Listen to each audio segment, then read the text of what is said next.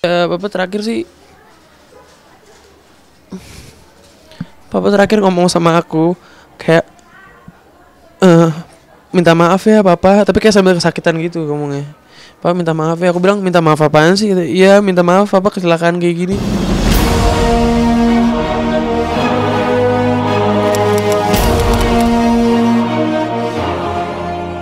Peristiwa naas yang menimpa almarhum Asep Chandra Himawan yang tak lain adalah ayahanda Kevin Julio rupanya masih belum bisa sepenuhnya diterima oleh Kevin dan ibundanya.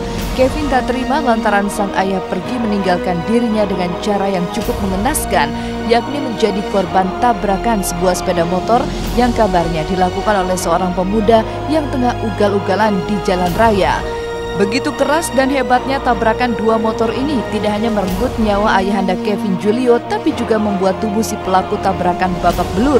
Kabarnya baik almarhum dan penabrak sama-sama tak memakai helm hingga keduanya sama-sama mengalami luka berat di bagian kepala.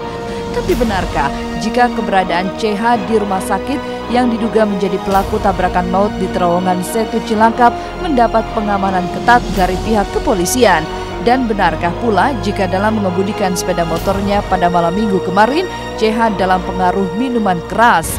Inisialnya itu CH, dia juga mengalami luka di bagian kepala, ya, dan ada tangan mungkin ya, kalau menurut yang kita lihat dari foto, dan sekarang ada di Rumah Sakit Pasar Rebo, ya, dan di dalam kita lakukan pengamanan.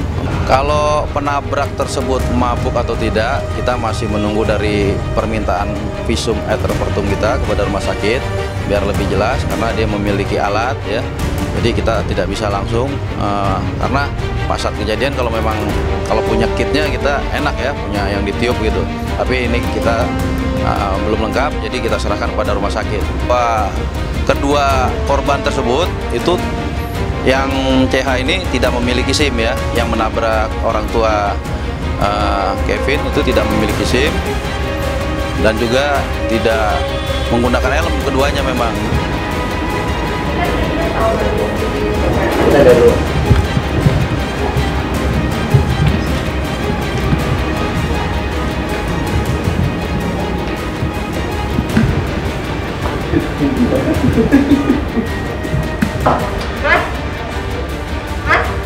Halo, udah ada izin belum?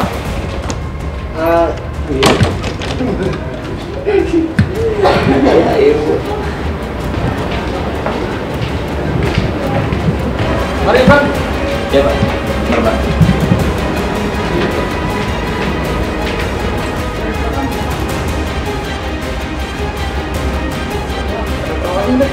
Sekitar pukul 21:11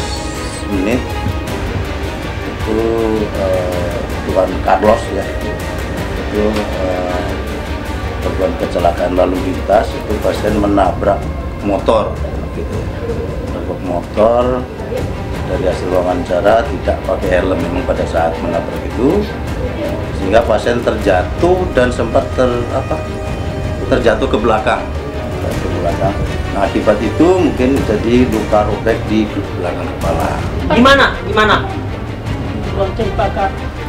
Bagaimana kondisinya?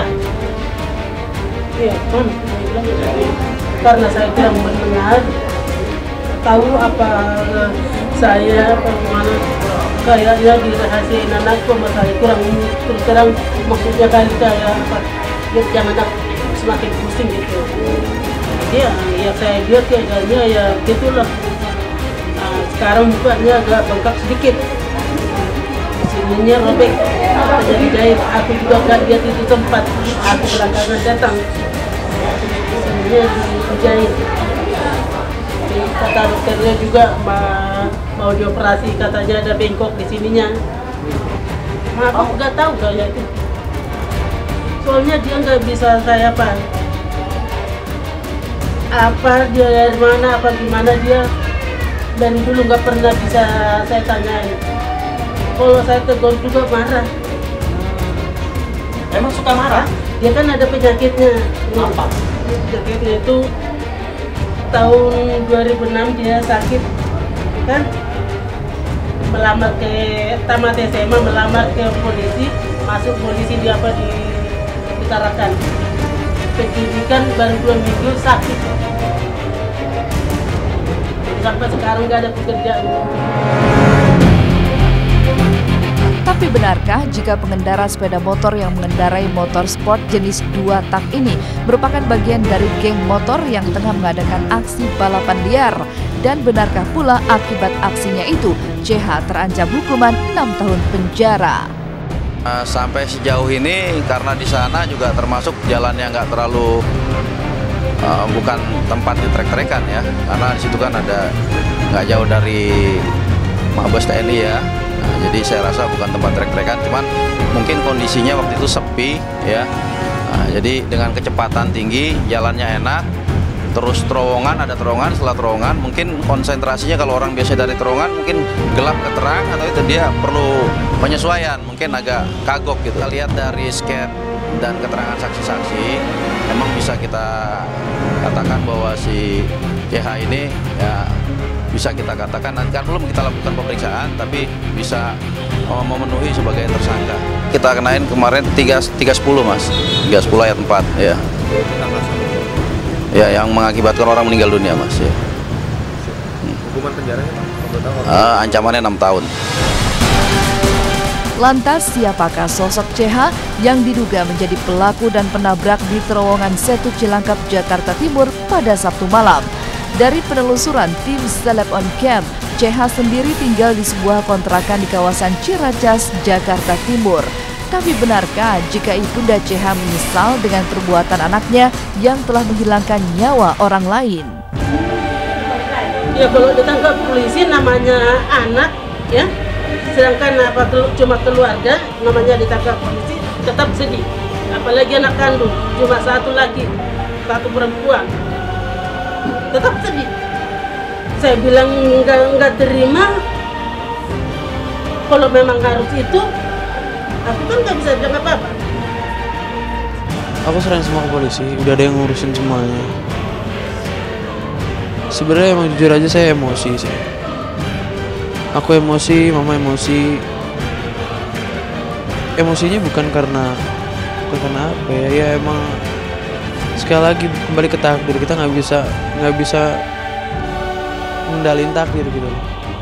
Hindarin takdir kita nggak bisa.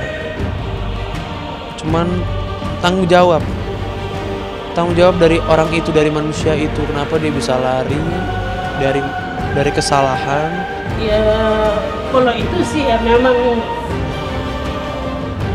udah gimana, ya harus lakukan apa, minta maaf apa, biarpun kesalahan apa enggak kesalahan harus ada minta maaf ya kan.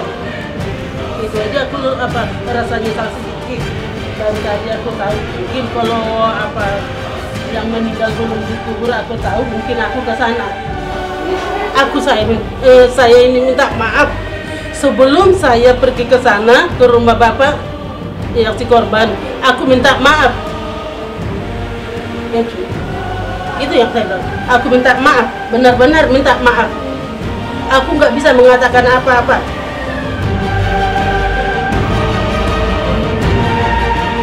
Inilah fase terberat yang harus Kevin Julio hadapi, tapi mau tak mau ia harus rela dan ikhlas melepas kepergian sang ayah tercinta.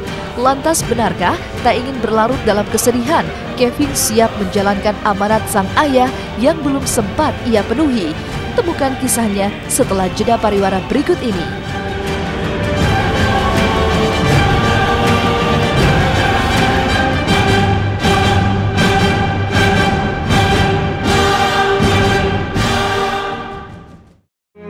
Kepergian sosok ayah yang selama ini menjadi panutannya tidak hanya membuat Kevin Julio lunglai tak berdaya, tapi juga merasa kosong karena sang pemberi harapan yang biasa menantinya di rumah kini sudah tidak ada lagi.